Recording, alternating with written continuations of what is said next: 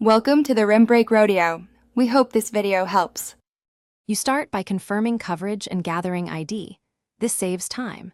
Use the serial number or your Apple ID to verify Applecare Plus eligibility and keep the purchase receipt or proof ready. Once done, fully charge the AirPods in case and note the exact model and pairing state so the agent can identify the unit quickly.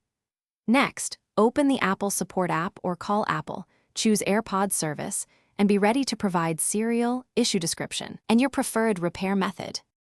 You now run diagnostics and select the repair path.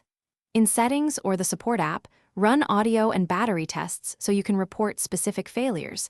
This speeds verification. Then choose Mail-in, Local Store Drop-off, or Express Replacement. Each has different timelines and fees, so compare them. Make sure you can authorize payment for the Applecare Plus deductible or any out-of-warranty fee.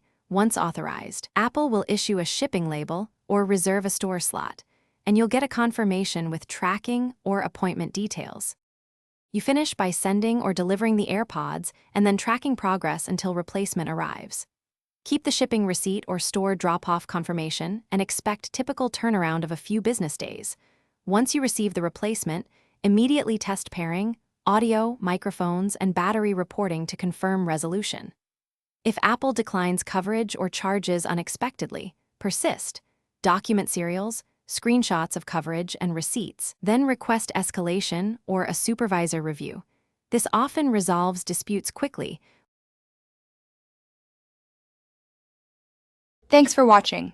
Consider subscribing if we helped you.